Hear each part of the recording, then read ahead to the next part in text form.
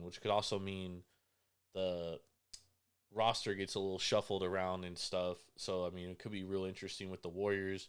As far as the Bucks are concerned, I mean that's a I would be team. surprised if any of that happens, but I other mean, than some roster shakeups, but Ben, that roster is very depleted, man. They dropped oh, the absolutely, ball. yeah, They dropped the ball big time.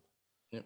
They've made some bad decisions, and I'm not saying Curry leaves. Like he probably retires a Warrior for sure, unless he asks out, but I doubt it. But I mean, this is what you see happen first, right? The executives go, the coaching staff goes because those are the easiest guys to replace, and then it goes with the roster and such. And I'm not saying Curry's gonna leave. I'm just saying like it just makes sense with Bob Myers definitely gone. He's So the leaving. first two people going is Draymond and Kobe for you, basically. Yeah, Draymond's a free agent, and Yep. Jordan Poole's likely going to be impossible to trade given his contract and his production this year. And like, I don't think those two guys can play again. I also think I also think Clay and Jordan Poole don't really necessarily like each other. Nope.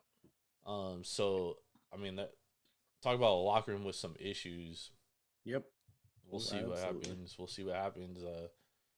And that's basketball though, man. Unfortunately, as far as the Bucks go, I mean they lost to an 8 seed, bro. Like that roster is like they're capped out. They can literally barely do anything with their roster. So Budenholzer had to go.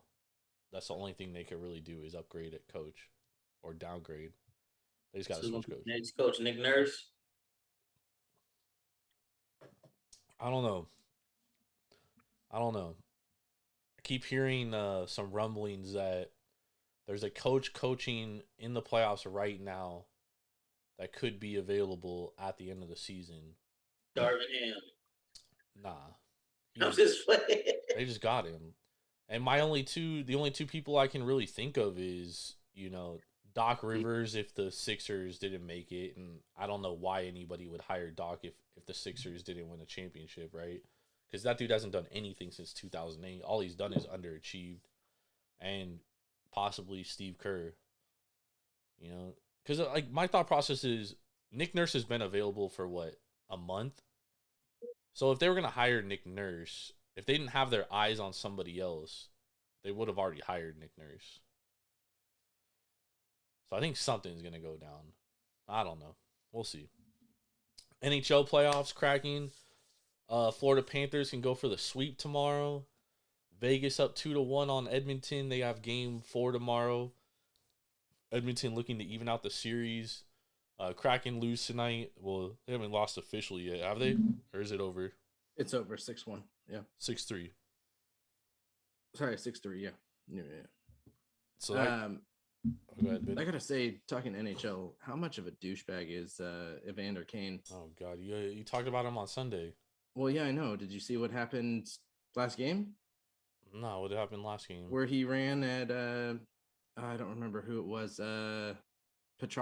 Max Petrosity at the end of the period and cross-checked him in the face. Oh as yeah, the horn was going. I did see that. Yeah, end of the period. There's a face-off. 5 seconds left at the drop of the puck. Puck falls back. Kane goes flying over to him, and as the horn is sounding, he cross-checks him in the face. He didn't get suspended? Not as of yet. Nah, he's not gonna get suspended, but I mean that's who Evander Kane is, man. He's a dirty ass player, bro. Complete douchebag. It is what it is. Man, the Oilers, that's a funny series, man. The Oilers beat the shit out of Vegas, and then Vegas beat the shit out of them. I was telling Ben before you came on here, I was like, man, this round of the NHL playoffs is hilarious because it's all blowouts except for Toronto and Florida, yet Florida's up 3-0 in the series. And none of them games have gone over yet. And that's the one series you'll expect 5-6, 5-4. Yep. Florida could close it out though tomorrow. I mean, I have a feeling Toronto's kind of checked out. It's like damn near impossible to come back from 3-0, and I just don't see it. How many times has that been done? 3-0. I don't know, like twice, I think. What teams? I don't. The Kings is one of them, and then I think the Ducks did it in like 2004, if I'm not mistaken, What was the Kings playing? or 2003.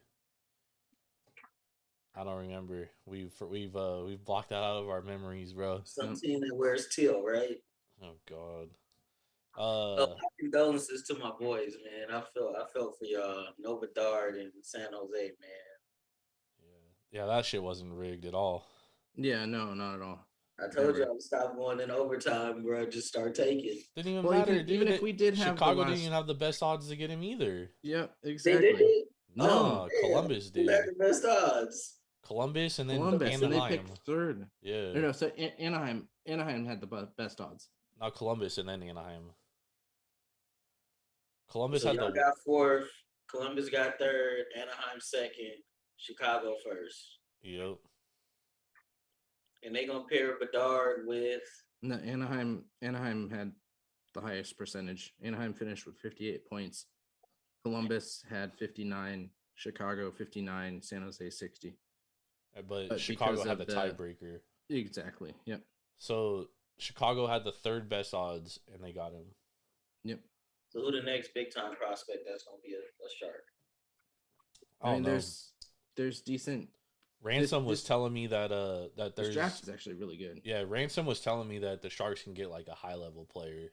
Yeah, some European guy, Mikolas or Mikolas. No, he said a couple dudes, but he I forget the guy he spotted out, but he said there was a guy that got like 100 points in the USHL who could fall to the Sharks, and the Sharks have, they got some pretty good prospects already coming up. So y'all need to draft another Russian. Russians work out well for you. Bro, we haven't had a Russian in like forever. Well, I'm just saying, the last Russian y'all had was a beast. Who was the last Russian we had? I can't think of his name. He has some weird ass name. Dude, we haven't. Korluk's like the last Russian I remember. That was so long ago. Wait, so who was the one guy that was super good? Wasn't he Russian? Who? I can't think of his name. He had a weird ass last name. I always thought he was Russian. He played with Joe Thornton and all them. He was good. Mahalik? Nah, Mahalik isn't. He's not Russian. He's Croatian, isn't he? That's Czech Republic. Oh well, shit, close enough. Dude. My bad. I thought he was Russian. Eastern. The last Russian I think that the Sharks had, like legit Russian, was Nabokov. He was a goalie. Yeah, he was a goalie. I'm not talking about him. But Koroluk was a beast, bro. But he left the NHL during the 2004 lockout, and he went and played in the KHL and never came back. And that dude was nice as hell, bro. Remember NHL Live on video on PlayStation, bro? That dude was unstoppable on that game. Dude, Ben remembers that fool was so good in open space. Yeah, he was NHL was a great game until they switched up all the settings. Yeah, they tend to do that. Yeah, the whole like flick shot thing is trash. Well, I liked it when you could maneuver your stick and like pull it back and hold it and then flick it. I mean, that was good. That was when the game was the best. I think they killed it around like 2005, 2006. That's when they started switching up the settings and all that. Yeah, I don't really remember. I stopped playing that game around that time, so that sounds about right. Like Knockout Kings. What's that? The boxing game? Or Fight Night? No, my bad. Yeah, Fight Night was sick, bro. I thought they were supposed to come out with a new one. I thought they was too. And they're supposed to come out with a new NCAA, but they keep pushing it back. Round Up will come out next year, I think. Yeah, it's supposed to be like $110 or something like that. It cost $1 billion making this game, and they said they're gonna make that back in a week. $1 billion? It's the most expensive game ever made now. Just entered the Guinness Book of World Records. Jesus. For a fucking game. All right, let's talk some baseball for tomorrow. Well, what beer do you have? Oh, I know you're drinking a beer. Before that, we are being brought to you by Tavour. Make sure to go to Tavour.com or download the Tavour app straight to your mobile device and use promo code TAPROOM for $10 off your first purchase of $25 or more. That's craft beer delivered straight to your front door. You don't even have to leave your seat. Let's go, y'all! Jokic triple-double, and they win. Bro, Jokic has a triple double in like every game in this series, dude. I know. I'm just saying. He's been incredible. Shout out to Jokic. I've been very critical of him. I'd like to publicly apologize for that. Yeah, me too. I've been very critical of him. I know I'm one of very few, but I think the fine was exactly what was needed.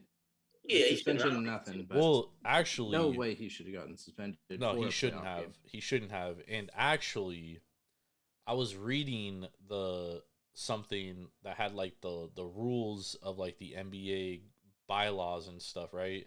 Mhm. And technically, Matt Ishbia, the Suns owner, he shouldn't have been holding on to the basketball Agreed. because technically that's a live ball because it was a turnover. Jokic had he had the right to take the ball and pass it in and continue play, even though the Suns player was on the ground.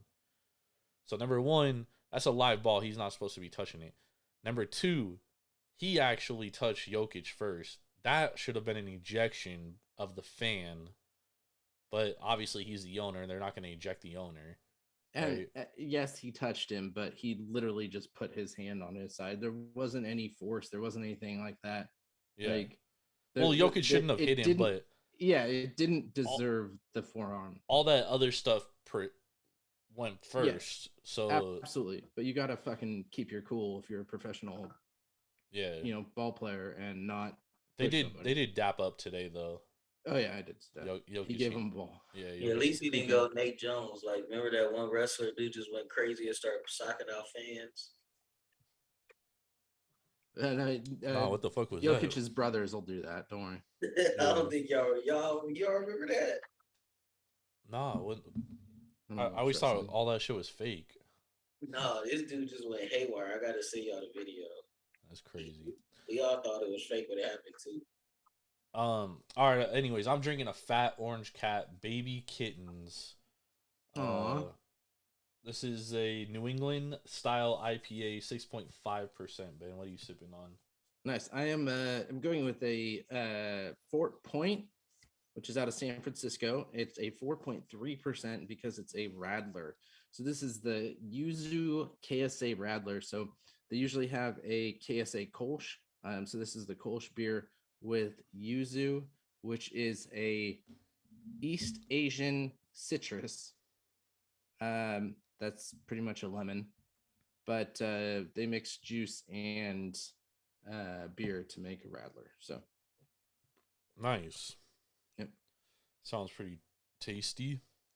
It's pretty sour. It's good though because it has that Kolsch in it, so you get that beer taste and you get the lemony sour taste. So I like it. Nice. So far, so good. Interested to hear about that, bro. The funniest thing about NBA on TNT, the after show, is you could tell how much Chuck hates being there this late at night. Although, because they're on the West Coast, right? No, they're on the East Coast. 3 hours so ahead. It's almost 1 o'clock there. Sure. Yeah. TNT. He hates it, bro. A couple $1 million though. He's fine. No, he makes more than a couple. Yeah, he makes a hell of a lot of money. But it's hella funny because they had like 3 days off last week because ESPN carried the games Friday, Saturday, or Thursday, Friday, Saturday. So they had all those days off. And then on Sunday night, he was like, you could just tell he missed being off. He's old now, dude. 10 million per season. Yeah, bro. It's incredible. And he has all the commercials and shit from it. Yeah. Dude makes hella 10-year deal expected to be 10 million per season through the 24-25 season. I mean, dude, when you think of NBA media, he's definitely the guy. Yeah. He's the best media personality. Yeah, he covers everything. Only thing he doesn't cover that much. Every once in a blue moon, he'll speak on some football. Shaq's is the same deal. Damn, Shaq makes as much money too? Yep. Damn. Gotta keep them together. And Charles Barkley does the NCAA tournament even though he doesn't watch a single college basketball game all year. Yeah, he only watches the tournament. It's hella funny, but it's comedy. All right, let's move into some baseball tomorrow. First game we're going to talk about Houston Astros at the Los Angeles Angels. This one starts off at 1:07 Eastern time. We have Christian Javier on the mound, 2-1 record, 3.54 ERA, 1.06 WHIP, going against Graham Canning, who's 2-0 with a 5.31 ERA, 1.33 WHIP. Houston currently minus 120 on the money line. Los Angeles Angels even money or plus 100, depending on how you like to say it. Total 9.5, juice to the under, so it's moving towards 9. And on the run line, Astros minus 1.5 at plus 140. Angels plus 1.5 at minus 170. What do you guys think about this game here tomorrow? Houston is coming off a 3. Did they win tonight? Yeah. Okay, so they won. They've lost 1, 2, 3, 4, 5. 5 of their last 7 now. They won 3-1 tonight Against Shohei Ohtani, who hasn't looked good the last few starts, by the way. He hasn't. But that's for a different story. What do you guys think? Michael Brantley could return tomorrow, by the way.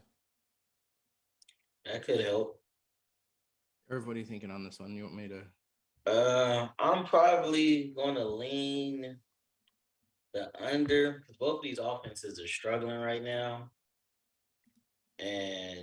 But Christian Javier loves giving up home runs. So if a team can't snap out of their little offensive funk, they could definitely beat the Angels tomorrow. So I think they're better against righties than they are against lefties. So, and he has a tendency to give up home runs. But Cannon is 2-0, but his ERA is 5.31, and he has a 1.33 WHIP. And this dude has 18 strikeouts, 8 bases on balls. I'm pretty sure his xFIP is pretty high too. So I might lean the over, honestly. His Both of xFIP these is teams are actually better against lefties than they are righties. They are? Yep. Yeah, LA surprisingly better against lefties, almost batting 300. that's not surprising. They got Hunter Renfroe, Brandon Drury. Yeah, but to have a 41-point difference between lefties and righties, yeah, I mean that's surprisingly better. Dude, Brandon Drury last year basically only played against lefties. Hunter Renfroe too. Yeah. Oh, man, these offenses have been struggling. All right, I'll lean the under, and probably since it's been a close game. Oh man, Houston just owns LA though, so. But Houston has been trending in the downward direction since their decent, above 500 start in April, but May they're 2-5. Houston only batting 209 during the month of May. And they've been terrible with runners in scoring position too. Yeah, LA has actually been playing a lot better in the month of May compared to April. 5-2. They've upped their batting average by 50 points. Houston OBP is better, slugging percentage better. Sorry, Jordan, OPS better. Houston 52 weighted runs created plus in the last 7 days, which is 28th in Major League Baseball. Only ahead of Minnesota and Cleveland. Damn. They have a 194 average in the last week, 233 on base percentage. Yeah. A 136 ISO. Not very good, man. The under might be the play here then. Yeah, and on the season against right-handed pitching, like total, only an 83 weighted runs created plus, which is way below league average. 291 WOBA. This team hasn't been hitting the ball at all year. But the thing with the Astros is like, dude, this lineup's too good, dude. At some point, they're gonna fucking break out of it. Yeah. But you would hate, it's tough to just keep backing them, thinking that, and then it doesn't happen. It's probably better to fade them, and then they do break out of it, and it's like, okay, you lose one, and then that's when you start to kind of back them a little bit. Christian Javier, 3.54 ERA, 4.11 xFIP, 3.81 Sierra. So his numbers are relatively close. The reason why is because he strikes out fucking 26% of the batters he faces, only walks 5%. So, and a 219 average against. So you're right. Or if when he does give up hits, they tend to, 5 home runs given up on 34 hits, which is pretty high. But he does strike out a lot of batters. He does, yeah. Which is I think good. something you can also look at would be first 5 over. It's probably going to be around that 4-run area, and both of these pitchers have been allowing a lot of runs within the first 5 innings. Javier goes a little bit further into the lineup. He pitches, 6th and 7th inning, where you do get some runs coming in, but over. Canning hasn't even gone into the 6th inning yet. Yeah, 5 1/3, and he's allowed 2, 3, and 5 runs. So I think you can look at that over, saying, both of these teams are probably going to score some runs. It's not necessarily going to be a pitcher's duel. I think the number for the Astros is a little short. I think -120 is like pretty good value, just because I don't think Graham Canning's good. And Christian Javier, the Astros can't hit right now. They can put up enough runs, Ben. And Graham Canning gives up runs. And who has the better bullpen? Yeah, they didn't have a better bullpen Saturday night, them damn bums. Yeah, actually, their bullpen hasn't been as stellar as usual. But I mean, they're still 6th in baseball, though. 7 runs and 1 inning to the Mariners. Dude, just terrible. 3.3 ERA, 3.8 xFIP. 2 errors in that inning, though. It was. I saw a bunch of hits.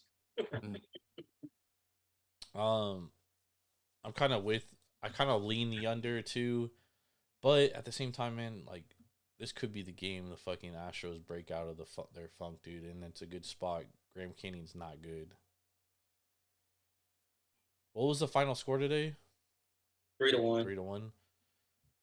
Yeah, I mean, I kind of like the Astros -120, bro. Or Griffin Canning, sorry, that's his name. Not Graham, sorry, Griffin.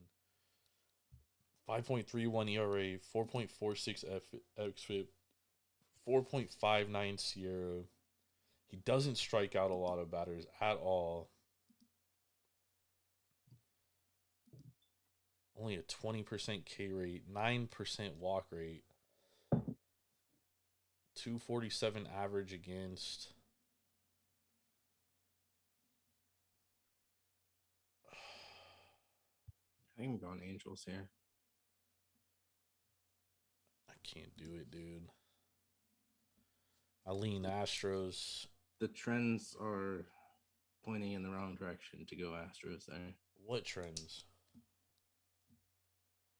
That the month of May, they're, 7 games in and absolutely struggling. Everything is going in the downward motion. They won today. It's very true, but I mean, nothing tells me to back Griffin Canning, that's for sure. Yeah, but who'd they win? Who was on the mound today? Shohei Ohtani.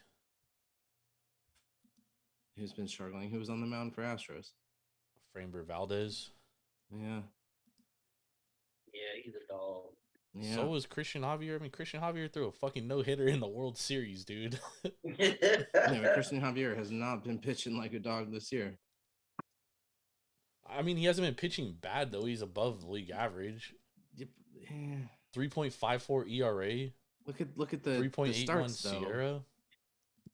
Chicago, Detroit, Toronto when they were struggling, destroyed Toronto. I mean, you go 6 innings and give up 3 earned. That's a quality start, technically.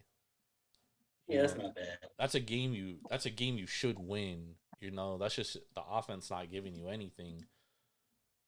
But I mean, like, that was Atlanta. Yeah, he's had Seattle 7 innings, 3 earns. That's a quality start.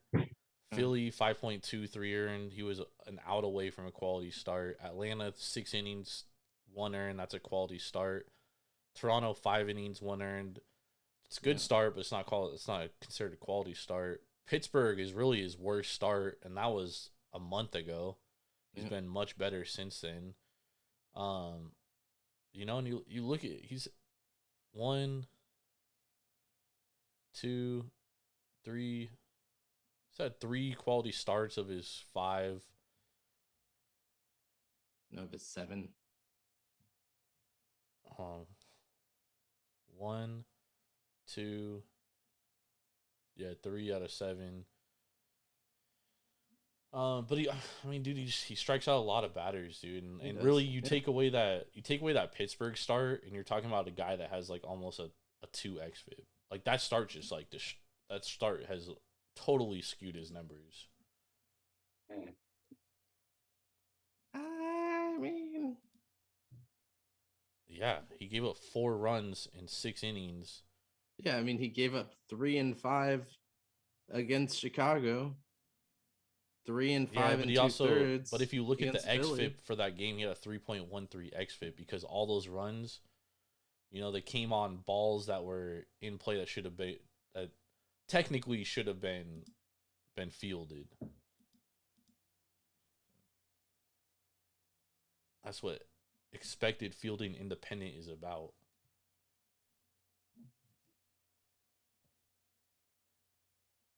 Yep. Still going Angels here. I don't love it, but I'm still going Angels. I like going Astros -120. Can't lose a fucking. I look at it. I can and I can't trust them. I'm gonna lean Astro. You can't lose a Shohei start like that, and then bounce back. All right, let's move on to the next game. We got Orioles and the Tampa Bay Rays. Orioles coming off a W today with Grayson Rodriguez on the mound. They won 4-2. Currently Tampa Bay -125 on the money line. Baltimore +105. Totals at 9. Juice to the over -120. On the run line, Tampa Bay -1.5 +130. Baltimore +1.5 -160. We got Beeks going against the Orioles. Beeks, a left-handed pitcher, 1-2 ER record with a 6.75 ERA, 1.4 WHIP. Kramer and by the way, Beeks is a starter, opener as they like to call. So he's not gonna Jalen Beeks. He's not gonna go deep into this game at all. Just for the record, he's pitching. I have Yanni. Jalen Beeks has been named the starter. He's on both action and covers. Have him as a starter. I have Yanni on ESPN and on OddsShark. Go to the Tampa Bay Rays site.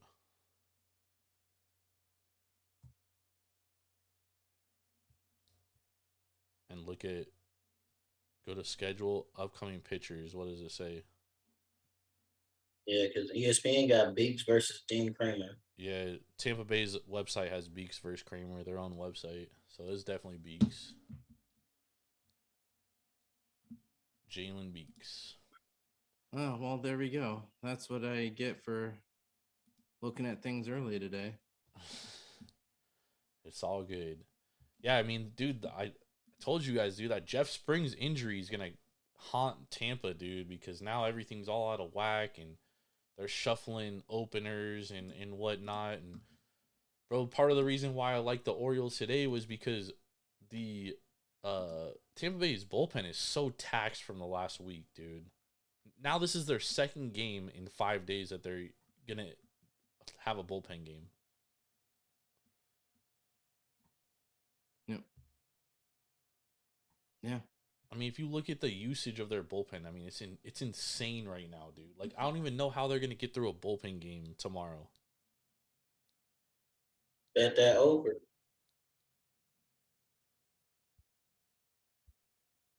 I think Orioles are plus money just for that. Yeah, but Dean Kramer's on the mound, though, and Dean gives up bombs. He was hella good against the Braves, though. Yeah, broken clock is right twice a day. Hey. Luckily for the Rays today, they only pitched. Luckily for the Rays today, they only pitched 2 guys. But if you look at Dean Kramer, like, yeah, he has a 5.8 ERA, but I know he has good stuff. He's just having trouble locating his pitches. yeah, and his velocity's been down a little bit. But he does have a 4.79 Sierra, so we should see some positive regression. And like I said, dude, his last start against Atlanta, 6 innings, 6 hits, 1 earned run. Yeah, and you take out the Washington game, but other than that, he has been. Yeah, he hasn't been good. He gives up a lot. He's been giving up a lot of contact, man. He's given up balls. His batting average on balls in play 343, dude. That's insane. That's nasty. It's not. He's not even giving up a ton of home runs, dude. Only 1.77 home runs per 9, which he has is actually a lot, but 343 balls on play, batting average on balls in play is insane. These aren't versus good teams either. Boston before they went on their run, the Yankees. I guess Boston's been good best. offensively all year, though. Yeah, they have. They just can't pitch. Yeah, I remember one game. I think Dean Kramer pitched that game where they was up 9-2, right? Yeah. and the Red Sox came back. It was opening day. Was it open? No, I think that was the second game or third game. And also, sorry. April 1st. Oh, yeah. No, he's pitched against Boston twice. Yeah, but that game was 5-4. The second game was 5-4. He won the other start against him. Yeah. And then the Yankees and A's start, you got to kind of throw out because those were weather games, dude. That was like pop flies were going out of the park that game. Those games. Man, when we going back to Mexico City? Hopefully soon. I need another. No, not till next year. I need another 27-run game. This is the thing with the Rays, man. They are the best team against right-handed pitching. 138 weighted runs created plus. That is unsustainable, in my opinion. Absolutely unsustainable. The best season, weighted runs created plus, 2019 Houston Astros 122. That's like the standard. They're way over the standard. They're about to crush it if they keep doing it the way they do it. Well, we're seeing some regression lately a little bit. In the last 7 days, 124 WRC plus, 6 in the league. You know who the best hitting team in the league is the last 7 days? The Oakland Athletics. Kansas City Royals. But, I mean, dude, Oakland Athletics aren't the best team in anything. We're gonna see the regression come from Tampa, dude. They're not going to continue this all season long. And then look at today, dude. Only 2 runs scored. Last night, only 3 runs scored against Baltimore. And also, the one thing the thing that's great about them is their bullpen, right? So if Kramer can get a lead into the 6th inning, Baltimore can absolutely win this game. Baltimore 4th best bullpen ERA in baseball. And unlike the Rays, I'm looking at the Rays bullpen, bro. Colin Poche, 36 pitches in the last 3 games. Javi Guerra, 35. Jason Adam, 32. Kevin Kelly, 31. Ryan Thompson, 28. Jalen Beeks threw 25 pitches in the last 3 games. He's going to be opening the game tomorrow. On top of that, the Baltimore Orioles, good against left-handed pitching. Great against left-handed pitching. 125 weighted runs created plus against left-handed pitching, which is 5th in baseball. So I think there's 2 ways of playing this, Irv. I think you're right with the over. I think that could be a very solid play there. But I also think the Orioles at plus money at home as a dog is good value as well.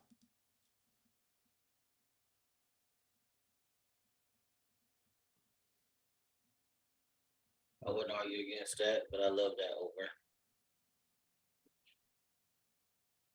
What's the number?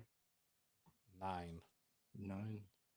So 4.5 first 5 too. I think you can. I think the first 5 is actually the best bet because let's say they score 6 runs in the first.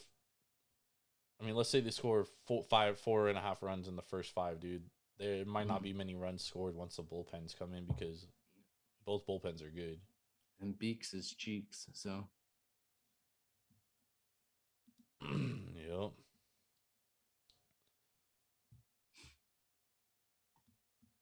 we go. Trying to see. I want to see their.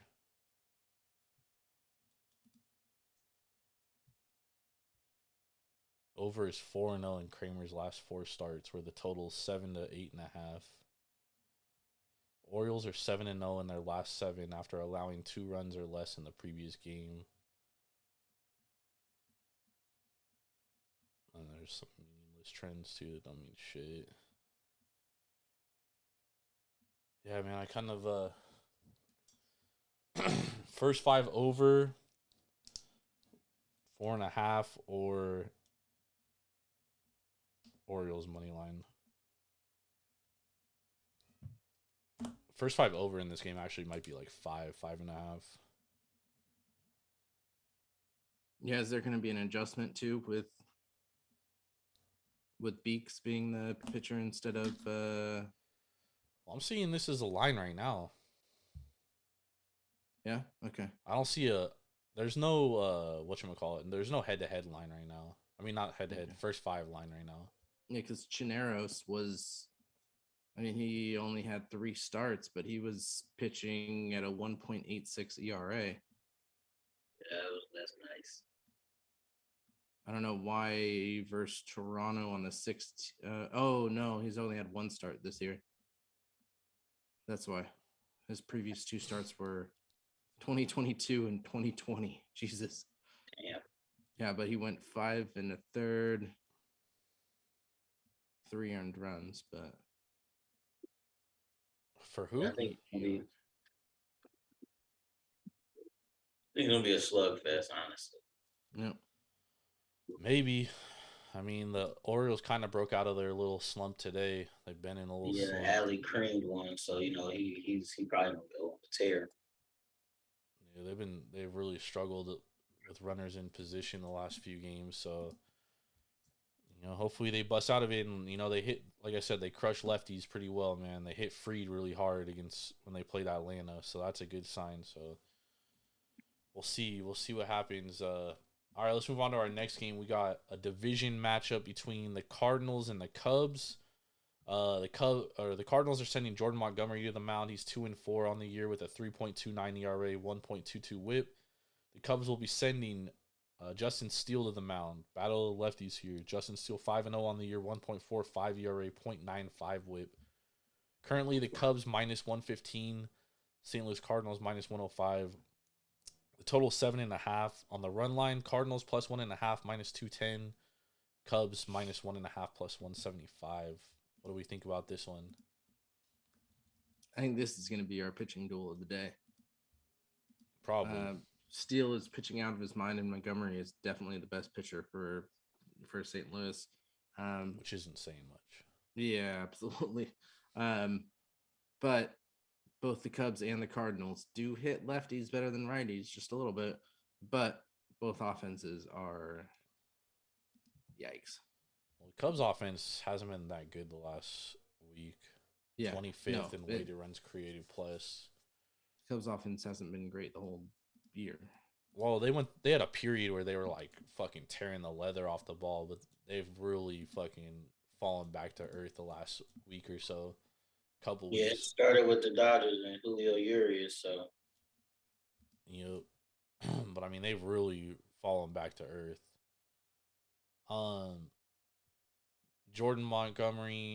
Justin Steele, he has a 1.45 ERA with a 3.94 xFIP and a 4.05 SIERA. So talk about a guy with some negative regression coming. It's coming. And Jordan Montgomery, 3.29 ERA, 3.77 xFIP, 3.94 SIERA. So while there is some regression coming, he's basically pitching to his ERA for sure. You're right, Ben. On the lefties, Chicago Cubs 9th in weighted runs created plus against lefties at 115. St. Louis, where are they at? 7th, 116, so basically the same. Yep. But the Cubs have a 25% K rate, dude. Yeah, Justin Steele's pitched against some tough teams too. Milwaukee, Texas, LA, San Diego, and Miami twice. He is, but this is the thing. He has a very low K percentage. Yeah. So basically, he's a lot of balls getting in play, and he's getting lucky right now. Mm-hmm. Sooner or later, those balls are gonna start squeaking through infields, and 55% medium percentage hit rate, which is pretty fucking high. So only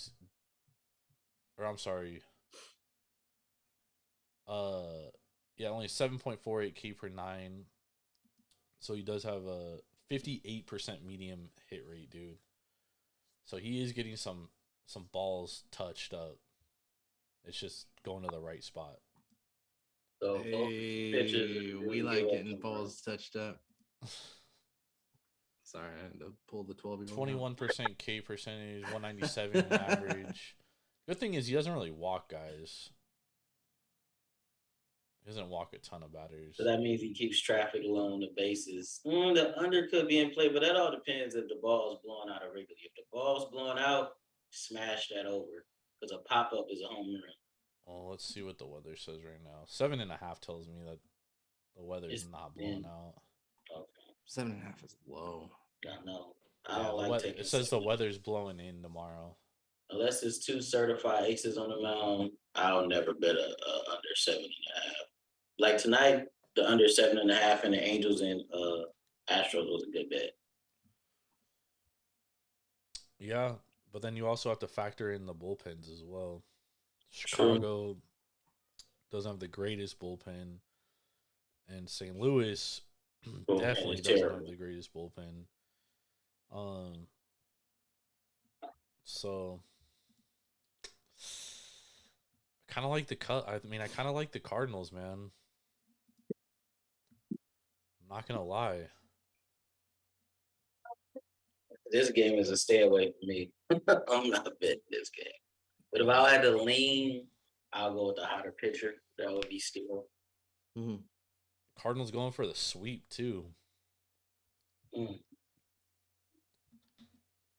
First sweep all season? Fuck, probably. Can they do it? Oh, man. I mean, dude, ever since they took Wilson Contreras out of starting catching, I mean, dude, they've only allowed 1 run and 4 runs, dude. 5 runs in 2 games. That's 2.5 runs per game. They've won 3 in a row. I like this spot for St. Louis, man. Nice. I think the Cardinals win this game. I don't know if I have the cojones to back the Cardinals, but I think at minus 105 we're getting some decent value here. What do you think, Benjamin? Kind of like the over too. That a team I think first 5 under, but full game over. Nah. Yeah, because a team this good should not be this terrible. Cardinals? Yeah. Yeah, they're gonna dude. We knew they were gonna wake up at some point. The series could be that turning point of their season. You know what I mean? They're still 2-8 in their last 10 though. So 3. They won today too. That's 3 wins in a row. Oh yeah, 3-7. Sorry. Damn. Again, I pulled up my fucking shit early to get prepared for this, and fucks with all my shit. Gotta stop. That Northern California internet. At least it works. Hey, I'm on dial-up. Cut me a break. Shit. All right, Ben. What do you like in this game?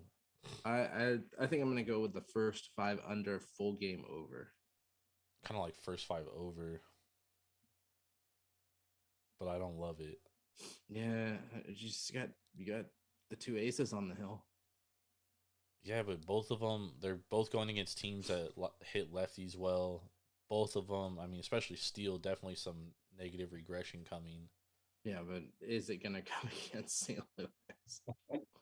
I mean, St. Louis hits lefties well. Offense hasn't Yeah. been the Cardinals' problem, Ben. They put up runs. They haven't been able to pitch. And they can't stop it. But now that they've taken Contreras out of catching, maybe that did something because that dude can't call a game for shit. Yeah. People forget how important catching is, dude. Oh yeah, Yeah, no, very you're important. right. Very, very important. All right, let's move on to our last game. We're going to talk about. We got the San Diego Padres against the Minnesota Twins. Padres will be sending Seth Lugo to the mound, who's 3-2 on the season with a 3.21 ERA, 1.34 WHIP. The Twins will be sending Pablo Lopez, who's 2-2 on the season with a 3.77 ERA, 1.09 WHIP. Minnesota minus 130 on the money line. San Diego plus 110. The total's at 8.5, minus 110 both ways. And the run line, San Diego plus 1.5 at minus 190. Minnesota minus 1.5 at plus 160. What do you guys think here? I don't know. Pablo ain't been looking good his last couple of starts, man. And outside of not Tatis, outside of Soto, that Padres lineup is starting to heat up a little bit. So Soto was good today. he was good today. I didn't keep track of him today, but he was terrible against the Dodgers. They moved him to the four hole, and he's been hitting a lot better. Okay. Yeah. Today. The Padres with the plus money, I think I'm gonna lean with that because I don't like the way Pablo's been pitching, and Minnesota can't hit, bro.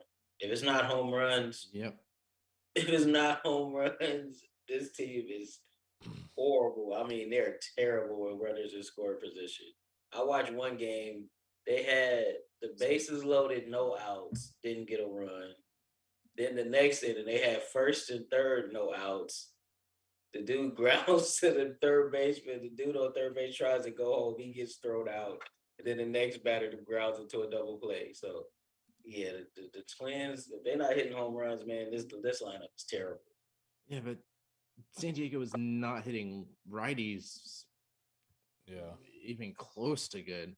I mean, their month of May has definitely been better than April, but I mean, you look at righties, they're batting 215 with an OBP of 313, a slugging percentage of 372, and an OPS of 684.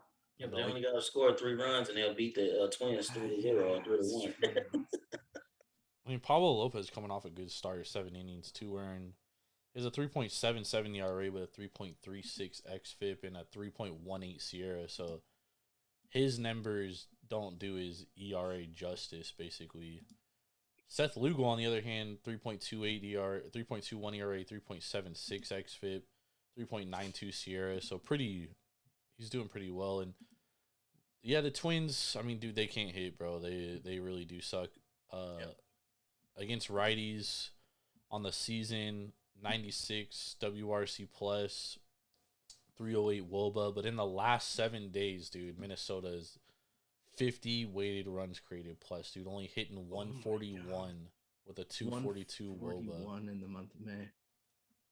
I think the only play here is the under, dude. Yeah. Yeah. Under 8.5. Especially at 8.5. I think both these pitchers are pretty solid. The only thing that kind of worries me is like San Diego's bullpen isn't that great. So it's like if it does, outside of Hader, like I don't really trust anybody in that fucking bullpen. He just gave up a game-tying home run. Yeah. How is San Diego the dog here?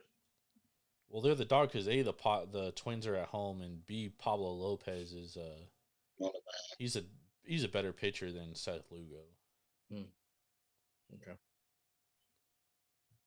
But yeah, it definitely doesn't. It doesn't take into account that,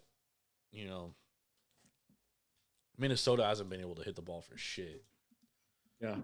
I mean, man, they've scored 1 run, 0 runs, 3 runs, 2 runs, somehow, some way, they scored 7 runs against the White Sox. They scored 4 runs on Dylan Cease last Wednesday.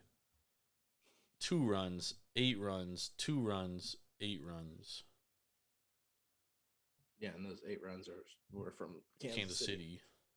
Yeah, they've had a pretty easy schedule lately. Kansas City, White Sox, and Cleveland. But they have beat up on bad bullpens. You know, Chicago, Kansas City.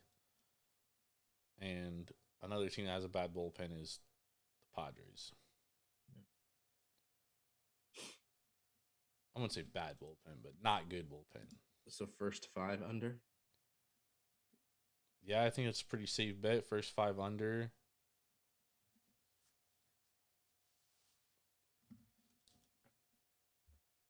Yeah. That's probably the best. I think that might be the best play.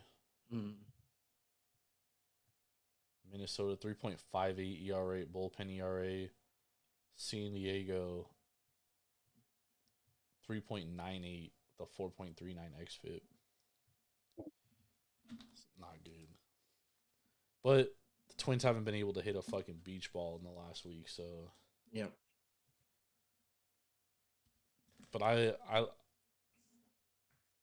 think I like that under first 5, 4.5, 4.5. All right. Let's get some best bets. Let's go, y'all. Who's going first? Give me the overs for the Orioles and the Was that over 9? the over 9 for the Orioles and the Tampa Bay Rays, and also give me the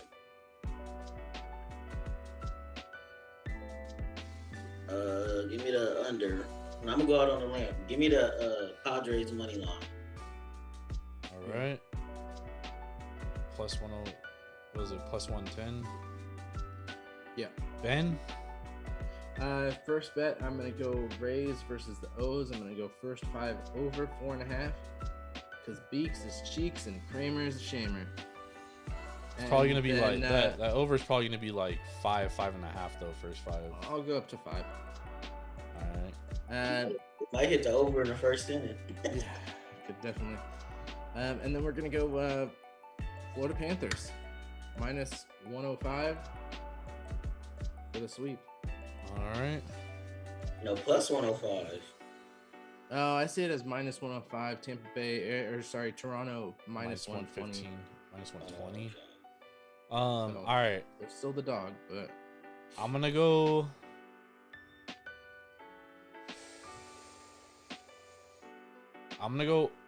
Orioles. First 5 money line. And then I'm also going to go Cardinals money line minus 105. I also like that first 5 under for the Twins and Padres. Lean in it. I think my best bet's going to be Cardinals money line tomorrow, though. Minus 105 for the sweep.